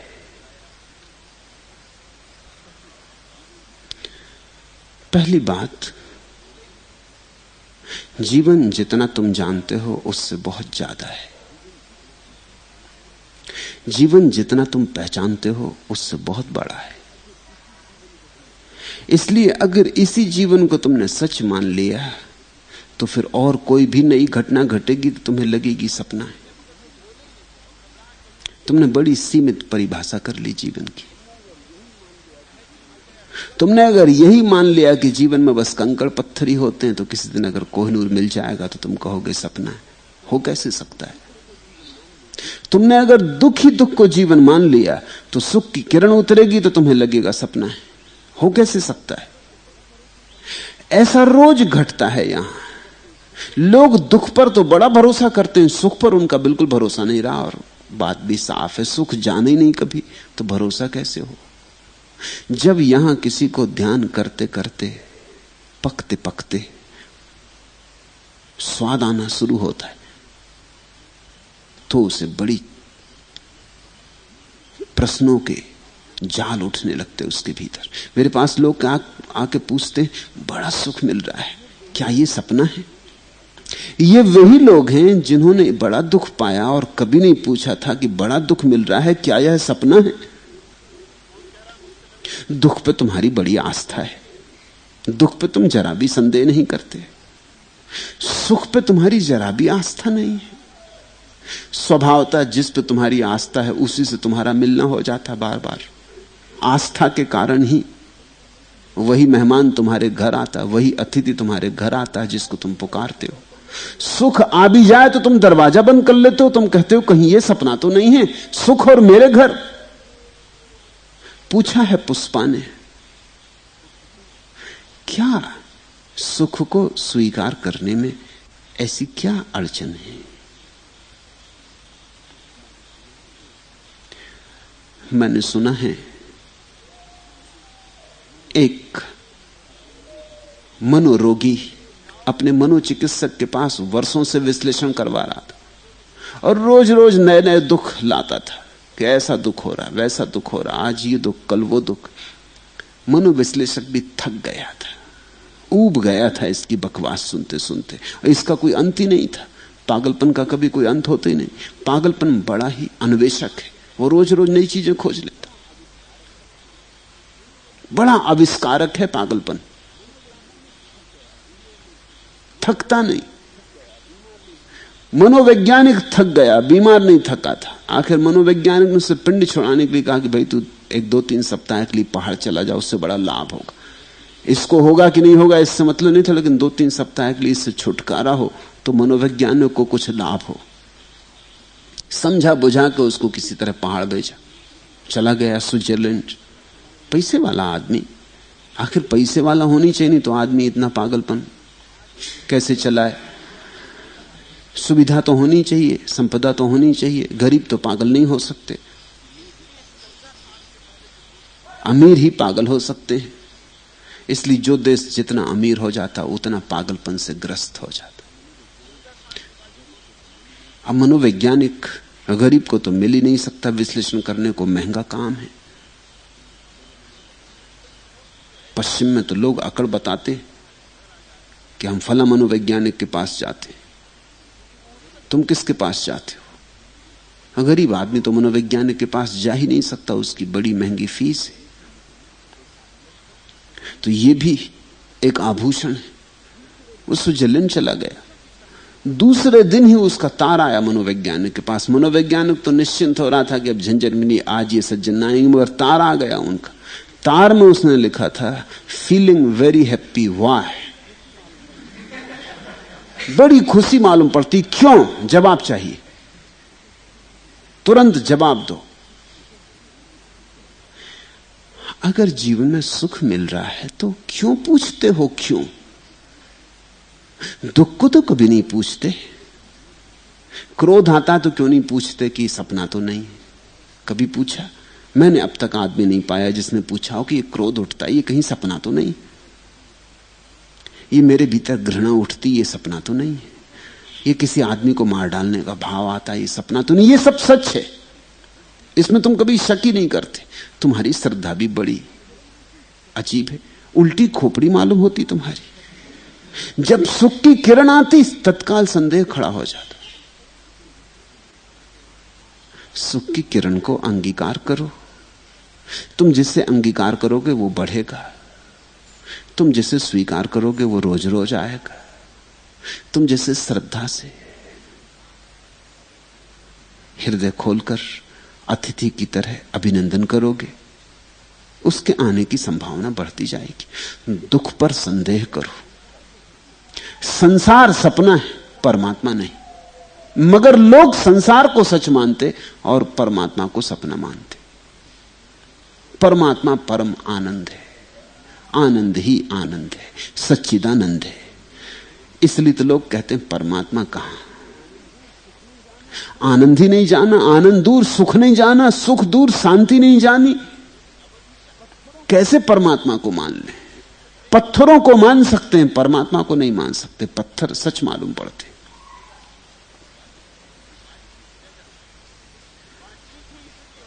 इसको बदलो। इस बदलाहट की बड़ी जरूरत है। जब सुख की किरण आए तब भरोसा करो, जब प्यार उमगे भरोसा करो, जब शांति लहराए भरोसा करो, यही श्रद्धा है।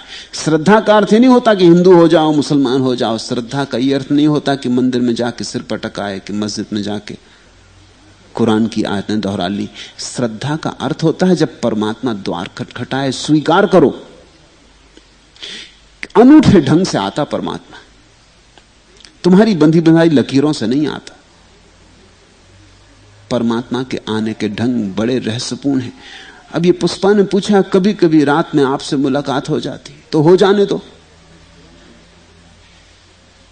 कुछ बुरा नहीं हो रहा, अच्छा ही हो रहा है। रात में क्यों हो रही? दिन में तुम्हारा संदेह से भरा हुआ मन बहुत ज्यादा मौजूद है। दिन में तुम मुझे मौका न दोगे, रात में ही चोरी छिपे तुम में प्रवेश हो सकता। दिन में तो तुम बड़े सजग रहते, पहरा देते। दिन में तो तुम बंदूक लिए खड़े रहते। दूसरों की तो बात छोड़ो, तुम मुझे भी दिन में अपने भीतर प्रवेश नहीं होने दोगे। तुम कहते कहां चले, भीतर मत जाइए, बाहर ही बैठिए। ये बैठक खाना रहा, सबने बैठक खाने बना लिए, वहां से अंदर नहीं जाने देते। बैठक खाने से भीतर प्रवेश नहीं करने देते। खोपड़ी तुम्हारा बैठक खाना है, बस वो बैठने के लिए है, वो ठहरने के लिए नहीं है। ध्यान रखना, वो जिनको 2 मिनट में बैठा के और विदा कर देना है। मुल्ला नसरुद्दीन एक दिन अपने घर का दरवाजा खोला, सज्जन एक प्रवेश किए, मित्र थे, बड़े दिनों बाद आए थे, तो जल्दी से वो मुड़ा। मित्र ने पूछा कि कहीं जा रहे थे? वो हाथ में छड़ी लिए, टोपी लगाए। उसने कहा कि नहीं, ये मेरी तरकीब है। उसने कहा क्या मतलब? मुल्ला ने कहा ये मेरी तरकीब, जब भी कोई आता मैं जल्दी से टोपी लगा के छड़ी हाथ में लेकर दरवाजा खोलता हूं। उसने कहा मैं समझा नहीं इस बात का मतलब क्या? मतलब ये है कि अगर देखा कि इन सज्जन से नहीं मिल रहा तो मैं कहता हूं मैं बाहर जा रहा हूं, और अगर इनसे मिलना तो मैं कहता हूं मैं बाहर से आ रहा हूं। और ये छड़ी और टोपी इसका सबूत होती, दोनों हालत में काम आती। फिर जिनको सदा के लिए नहीं ठहरा लेना, उनको तो हम बैठक खाने में बिठाते।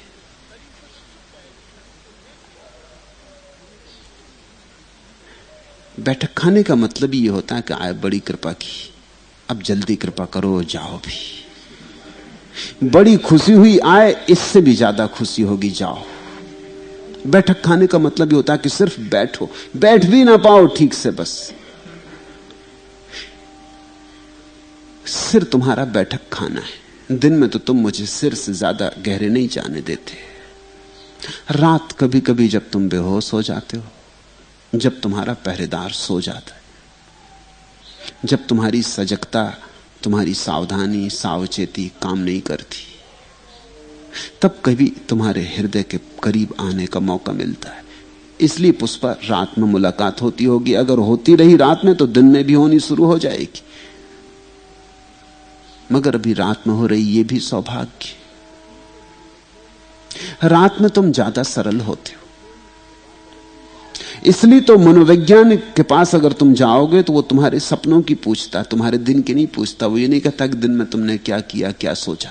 दिन में तो तुम इतने झूठे हो, दिन में तो तुम इतने पाखंडी हो कि तुम्हारी दिन की बातों का कोई हिसाब रखने की जरूरत ही नहीं है। मनोवैज्ञानिक पूछता, रात सपने क्या देखे? क्यों? मनोवैज्ञानिक इस नतीजे पर पहुंचा है कि तुम्हारे सपने तुम्हारे जागने से ज्यादा सच होते। क्यों? क्योंकि सपनों में तुम धोखा नहीं देते। सपनों में तुम धोखा दे नहीं सकते। सपने में कैसे धोखा दोगे? तुम तो सो गए होते, तब सपना होता है। सपना तुम्हारी असलियत को ज्यादा जाहिर करता है। अब यह हो सकता है दिन में तुम बड़े साधु और सपने में चोर, सपना ज्यादा असली। दिन में तुम बड़े त्यागी और सपने में बड़े भोगी, और दिन में किया था उपवास और सपने में बैठ गए होटल में जाके, और जो जो खाना था वर्षों से खा रहे हैं और खाते ही चले जा रहे हैं। दिन का उपवास झूठा था, रात का सपना सच है। रात का सपना तुम्हारी असली स्थिति की खबर देता है, तुम्हारी वास्तविकता की खबर देता है कि असलियत तो यह है कि तुम्हें भूख लगी, और नकलीपन यह है कि तुम उपवास कर रहे हो क्योंकि परियोजना आ गए और अब सभी कर रहे हैं, पड़ोसी कर रहे हैं। और अब धार्मिक दिन आ गया और न करो तो भी बेइज्जती होती, और करने से प्रतिष्ठा भी मिलती है, सम्मान भी मिलता है, आदर भी मिलता है, अहंकार भी पुजता है कि इन सज्जन ने देखो उपवास किया। तो कर रहे हो मगर करना नहीं चाहते हो। सपना ज्यादा सत्य की झंकार देता है। इसलिए मनोविज्ञान तुमसे ये नहीं पूछता कि दिन में क्या सोचा, तुम्हारा सोचना इतना झूठा है कि उसकी कोई जरूरत नहीं। वो पूछता तुमने रात सपने क्या देखे, सपने की डायरी बनवाता है। धीरे धीरे सपनों में झांक झांक के तुम्हारी बीमारी खोजता है। सपने में उतर उतर के सपनों की व्याख्या कर करके सपनों के प्रतीकों को खोल खोल कर देखता है और तुम्हारे हृदय की खबर लाता है, तुम्हारे अचेतन में पड़े हुए विचारों की खबर लाता है, जो कि तुम्हारी वास्तविकता है।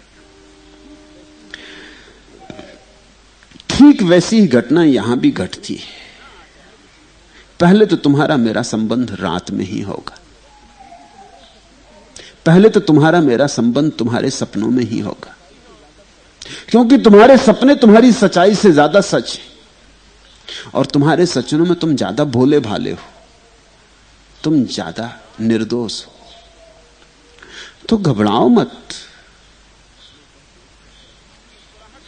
और सपना कह के इसका तिरस्कार मत करना। संसार सपना है, परमात्मा सत्य है। लेकिन परमात्मा अभी सपना मालूम हो रहा है और संसार सत्य मालूम हो रहा है। तुम शीर्षासन कर रहे हो।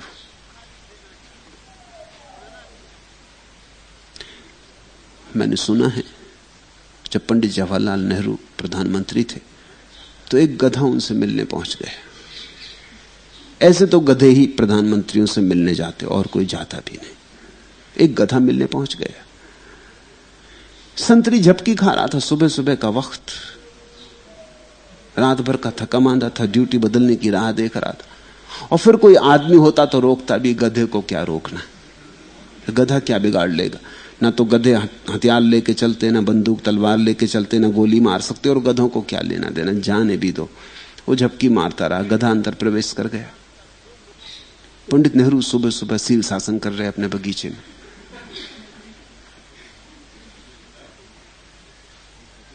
उस गधे को देख कर उन्होंने कहा, भाई गधे तो बहुत देखे लेकिन तू उल्टा क्यों खड़ा है। उस गधे ने कहा, महाराज आप शीर्षासन कर रहे हैं, मैं उल्टा नहीं खड़ा हूं, मैं तो बिल्कुल सीधा ही खड़ा हूं। आदमी शीर्षासन कर रहा है, तुमने सारी चीजें उल्टी कर ली।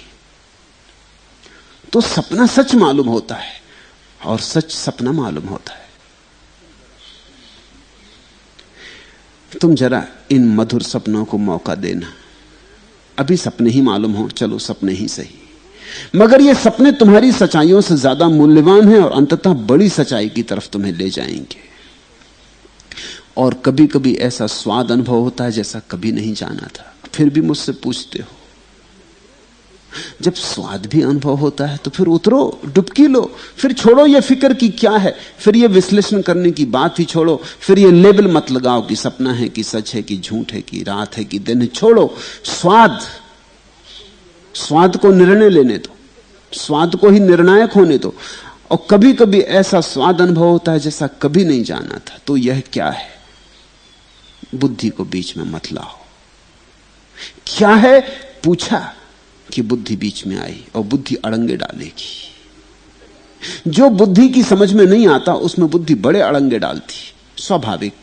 जो उसकी समझ में नहीं आता बुद्धि कहती ये हो ही नहीं सकता। बुद्धि कहती जो मेरे समझ में आता वही सच है। और बुद्धि की सीमा को सत्य की सीमा मत समझ लेना। यही बहुत लोगों ने किया है, यही उनकी जिंदगी का सबसे बड़ा दुर्भाग्य है। बुद्धि की बड़ी छोटी सीमा है। ये तो ऐसा ही जैसा टार्च लेके अंधेरी रात में तुम चले और टार्च की छोटी सी रोशनी, जरा सा एक रोशनी का चकता पड़ता है, बस उतना ही सत्य नहीं है। सत्य बहुत विराट है। इस तुम्हारी बुद्धि की टार्च की रोशनी कितनी है? ये टिमटिमा सी रोशनी, ये छोटा सा चकता, इसमें कुछ चीजें दिखाई पड़ती हैं, सब कुछ थोड़ी इसमें समाता है। सब कुछ को जानना हो तो बुद्धि से नहीं जाना जाता। सब कुछ को जानना हो तो बुद्धि के अतीत होकर जाना जाता है।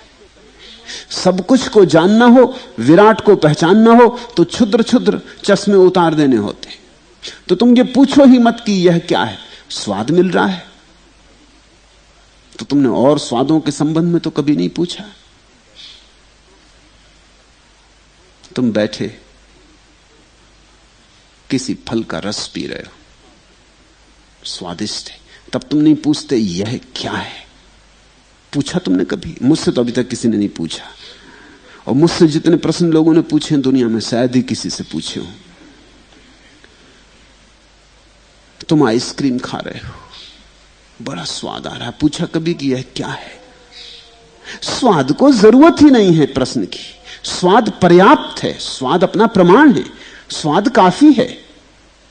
लेकिन परमात्मा के स्वाद को ही क्यों पूछते हो? कारण है, वहां तुम्हें डर लगता है, वहां लगता है कि तुम सीमा के बाहर चले, ये कुछ बेबूझ होने लगा, ये अपनी पकड़ के भीतर नहीं हो रहा, ये अपने नियंत्रण के बाहर होने लगी बात, इसमें अपनी मालकियत चली जाएगी, ये स्वाद तुमसे बड़ा है, यही खतरा है।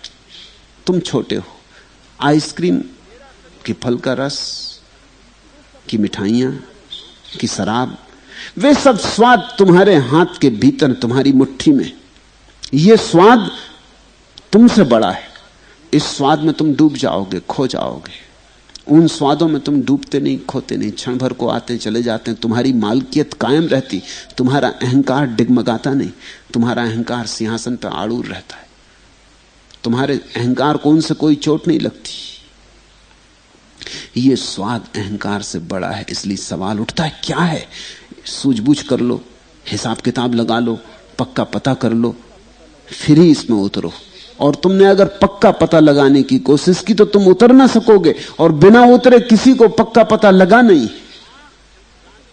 तब तुम सोच लो, अगर पक्का पता लगाना हो तो उतर जाओ, पूछो मत।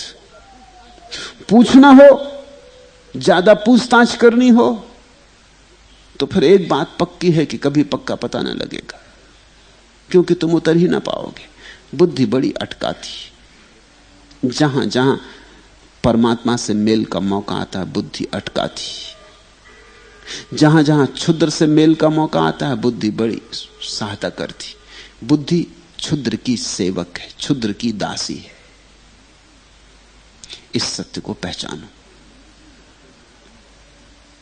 ध्यान में रस आता है, लोग मेरे पास आ जाते हैं, वो कहते हैं क्या हो रहा, घबराए आ जाते, आनंदित नहीं आते। रस मिल रहा है लेकिन उनके चेहरे पे चिंता मालूम पड़ती। कौन सी चिंता इन्हें पकड़ ली, क्या बात है जिससे ये परेशान हो गए? और ध्यान के लिए आए थे, ध्यान में रस लेने के लिए आए थे, इसीलिए आए थे मेरे पास।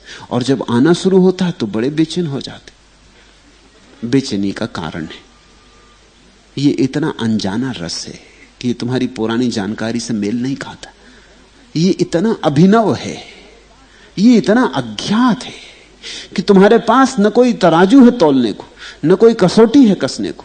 तुम्हारा सारा अब तक का जाना हुआ एकदम असंगत हो जाता है, और उसी से तुम नाफ करते हो, उसी से तुम परख करते हो। तुमने जो अब तक जाना है, बहुत स्वाद तुमने जाने, लेकिन ध्यान का स्वाद तो जाना नहीं। अब ये स्वाद आया तो तुम्हारे पास न कोई तराजू है, न कोई भाषा है, कहां इसे रखो, किस कोटि में रखो, कौन सा लेबल लगाओ, किस डब्बे में बिठाओ। तुम्हारी सब कोटियां छोटी पड़ जाती, तुम्हारे सब डब्बे ओछे पड़ जाते, और इससे एक बेचैनी खड़ी होती। आदमी को बड़ी बेचैनी होती जब वो लेबल नहीं लगा पाता, बड़ी बेचैनी होती। जैसे उसने लेबल लगा दिया निश्चिंत हो जाता। लेबल लगाने से लगता है जान लिया। फूल तुमने देखा, बड़ी बेचैनी होने लगती। किसी ने कह दिया गुलाब है, चंपा है, चमेली, तुम निश्चिंत हो गए, जैसे कि जान लिया। गुलाब शब्द से क्या खाक जान लिया कि चंपा किसी ने कह दिया तो जान लिया। ट्रेन में तुम सफर करते हो, पास में पड़ोस में बैठा एक आदमी अजनबी, तुम जल्दी बेचैनी अनुभव करने लगते हो। उसको अजनबी रहने देना, खतरे से खाली नहीं, चोर हो, लफंगा हो, पता नहीं किस तरह का आदमी हो। तुम पूछते हो भाई कहां जा रहे, तुमने सिलसिला शुरू किया। वो भी राह देखता था कि तुमसे पूछे कि भाई कहां जा रहे, कहां से आ रहे, क्या काम करते हो, क्या नाम है। इस तरह तुम बारीकी से अब पता लगाने लगे कि कैसा आदमी है, क्या करता है। अगर वो आदमी कह देता कि भाई दुकानदार हूं, तुम जरा निश्चिंत हुए। वो आदमी कह दे चोर हूं, तुम जरा सरक के बैठ गए।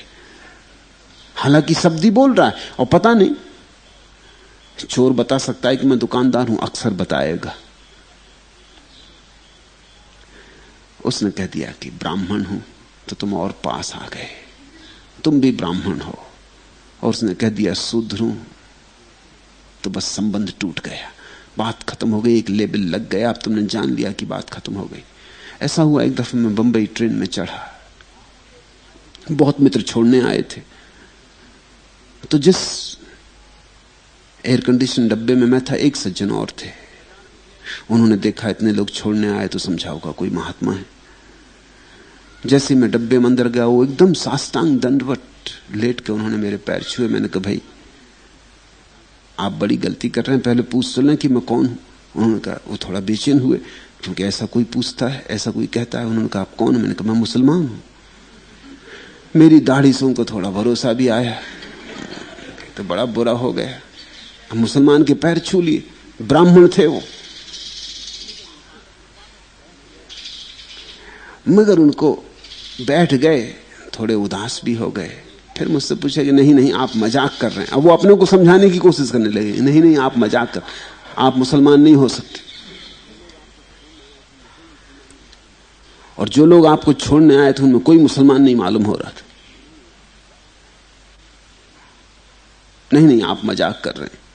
तो मैंने उनसे कहा कि मजाक ही कर रहा हूं। जल्दी से मेरे पास आके बैठ गए, ज्ञान की बातें पूछने लगे। थोड़ी देर बाद मैंने उनसे कहा कि कुछ शराब इत्यादि पिएंगे? क्या मतलब? महात्मा होके? मैंने कहा यहां कौन देखता है, पी भी लो। वो मेरी को आके सीट पे बैठ गए थे, जल्दी से उठ के अपनी सीट पे चले गए। कहने लगे आप आदमी किस तरह के? वो ब्रह्म ज्ञान की चर्चा उन्होंने बंद कर दी, अपना अखबार पढ़ने। अखबार वो कई दफा पढ़ चुके थे। वो अखबार तो सिर्फ मुझे बचाने को कि मैं दिखाई ना पड़ूं।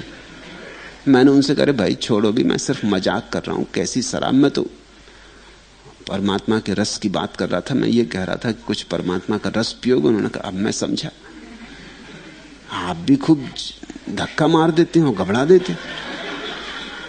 वो फिर मेरे पास आके बैठ गए। ऐसा आदमी लेबल से जीता, जैसे शब्द सब है, सब कुछ शब्दों में भरा है, बस एकदम लेबल लगा दिया, बात खत्म हो गई। तो तुम निश्चिंत हो जाते हो कि चलो। जब मैंने उनसे फिर मजाक की तो वो घबरा गए। इगतपुरी पर जब टिकट कलेक्टर आया, उससे बाहर जाकर उन्होंने कहा कि मुझे दूसरे कमरे में। ये आदमी कुछ अजीब सा मालूम होता है क्योंकि बदल बदल जाता, और मैं रात यहां नहीं सो सकता, मुझे थोड़ी बेचैनी मालूम होती। वो बदल लिए कमरा। तब से तो मुझे तरकीब हाथ मिल गई। जब भी मैं अकेला होना चाहता, क्योंकि काफी सफर करता था, महीने में कोई 20 दिन सफर करता था, भीड़ भाड़ से छूट के बस ट्रेन में ही मुझे सुविधा थी अकेले होने की। तो ये तरकीब उस दिन से मुझे मिल गई। फिर तो किसी को भी डब्बे से हटाना हो बड़ा आसान हो गया। वो अपने आप हट जाते, उनको कुछ कहना ना पड़ता।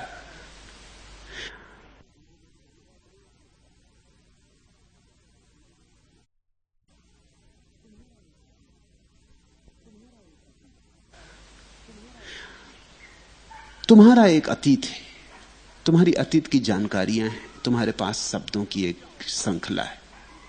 जब भी कोई नई चीज घटती है, तुम अपने अतीत ज्ञान में उसको कोई जगह बिठाना चाहते हो। बैठ जाए तो तुम निश्चिंत हो जाते हो, बेचैनी नहीं होती। ना बैठे तो मुश्किल होती।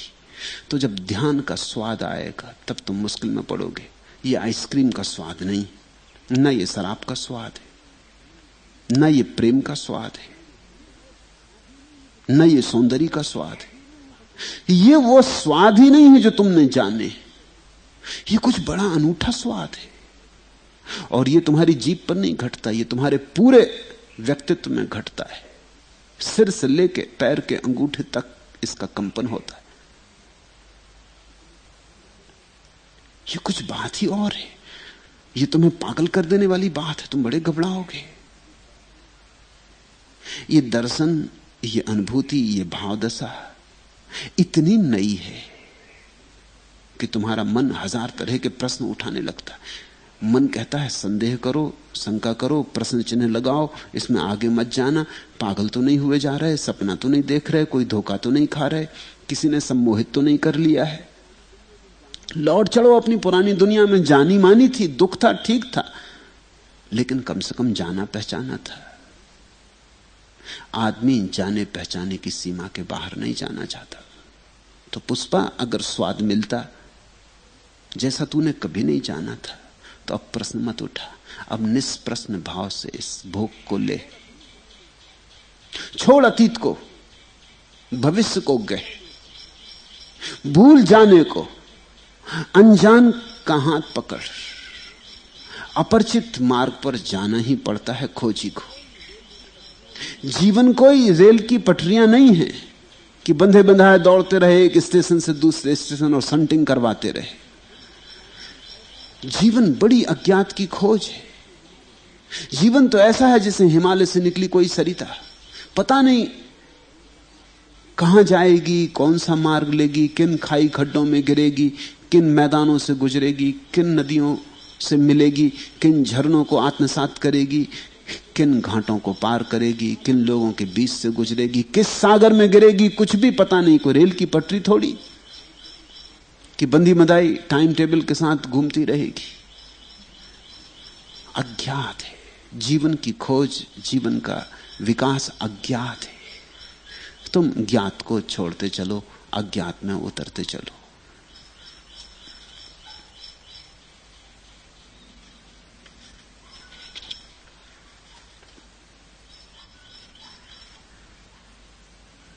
आखिरी प्रश्न,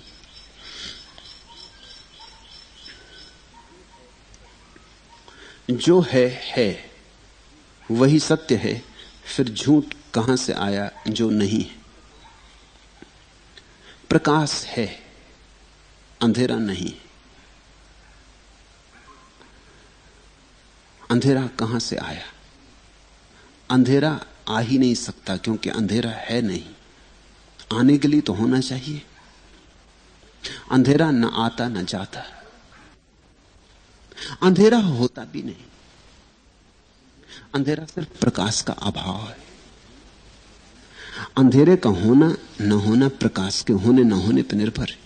जब तुम अंधेरा कहते हो तो असल में तुम ये थोड़ी कहते हो कि कोई अंधेरे जैसी चीज है, तुम इतना ही कहते हो कि प्रकाश नहीं है। इसको ठीक से समझो, भाषा से अड़चन आ जाती। भाषा बड़ी भ्रांतियां खड़ी कर देती। तुम कहते हो अंधेरा है, इससे ऐसा लगता है कुर्सी है, मकान है, मंदिर है, ऐसे ही अंधेरा है। भाषा तो वही है, कुर्सी है, मकान है, मंदिर है, अंधेरा है। तो तुम पूछते हो कहां है अंधेरा, कैसा है अंधेरा, कितना वजन होता अंधेरे का, कहां से आता, कहां जाता? भाषा ने सब झंझट खड़ी कर दी। जब तुम कहते हो अंधेरा है तो उसका केवल इतना ही मतलब होता है, प्रकाश नहीं है, और कुछ मतलब नहीं होता। और मतलब होता ही नहीं। अंधेरे में कुछ सार होता ही नहीं, कोई सत्ता होती नहीं, अंधेरे का कोई अस्तित्व होता ही नहीं। इसलिए तो तुम अंधेरे को निकाल नहीं सकते। तुम्हारे कमरे में अंधेरा भरा है, ले आओ तलवार और टूट पड़ो अंधेरे पर, वाह गुरु जी का खालसा, और काटने लगो अंधेरे को और देने लगो धक्का कि निकाल, बाहर करेंगे। कुछ कर ना पाओगे तुम, अंधेरा अपनी जगह रहेगा। तुम इसे धक्के मार के निकाल ना पाओगे, ना तलवार से काट सकोगे। ये है ही नहीं, इसको तलवार से काटोगे कैसे, इसको धक्के मारोगे कैसे? तुम चाहे दारा सिंह को बुला लो और चाहे मोहम्मद अली को, इसमें धक्के से काम नहीं चलेगा। जो धक्का मारेगा वो हारेगा, जो धक्का मारेगा वो टूटेगा, जो धक्का मारेगा वो शिथिल होगा, थकेगा, गिरेगा। और जब दारा सिंह मार मार धक के गिर जाएगा तो वो भी सोचेगा कि बड़ा मजबूत अंधेरा है, मार डाला मुझे, निकलता नहीं, मुझसे ज्यादा ताकतवर है। नहीं, अंधेरे में न ताकत है, न अंधेरे में कोई बल है। अंधेरे से ज्यादा नपुंसक कोई स्थिति नहीं है, अंधेरा है ही नहीं। तो करो क्या? सिर्फ दिया ले आओ, प्रकाश ले आओ, और अंधेरा चला जाता है। अंधेरे को निकाला नहीं जा सकता। या तुम समझो कि दुश्मन के घर पे अंधेरा ला के डालना हो तो डाल भी नहीं सकते, कि टोकरी में भर लाए अंधेरा और डाल दिया पड़ोसी के घर में कि ले बेटा अब भोग। तुम टोकरी में भर के अंधेरा ला भी नहीं सकते, डाल भी नहीं सकते किसी के घर में। अगर तुम्हें अंधेरे के साथ कुछ भी करना हो तो प्रकाश के साथ कुछ करना पड़ेगा। इस बात को ख्याल में रखो, अंधेरे के साथ सीधा कुछ किया ही नहीं जा सकता। अगर अंधेरा लाना है तो प्रकाश बुझाओ, अगर अंधेरा हटाना है प्रकाश जलाओ। प्रकाश है, अंधेरा नहीं है।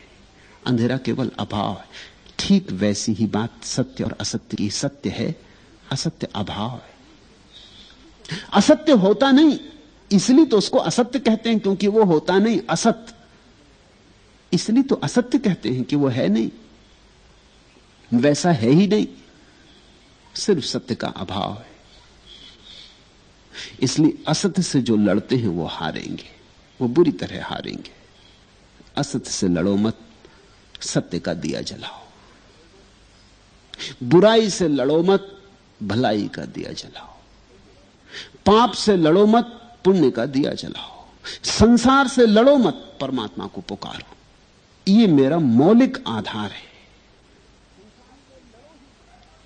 संसार लड़ो ही मत, क्योंकि संसार है ही नहीं, केवल परमात्मा का अभाव है। दुकान से मत लड़ो, मंदिर को खोजो। पत्नी से मत लड़ो, बच्चों से मत लड़ो, ध्यान को खोजो। संसार से मत भागो, सन्यास को खोजो। सन्यास आ जाए, संसार नहीं है। और तुम दुकान में ही रहो, घर में ही रहो, कोई फर्क नहीं पड़ता। इसलिए तो दरिया ने कहा कि गृही हो कि सन्यासी हो, इससे कुछ भेद नहीं पड़ता। दिया भीतर का जल जाए। विधायक बनो, नकारात्मक से मत जूझते रहो। वो जूझना गलत है, उसमें सिर्फ हार होती, पराजय होती। विजेता तो बनता है आगे साथ। जो है वही सत्य। फिर झूठ कहां से आया जो नहीं? झूठ आया भी नहीं, गया भी नहीं, झूठ है भी नहीं। जब सत्य छिपा होता तो झूठ होता, जब सत्य प्रकट हो जाता झूठ नहीं हो जाता।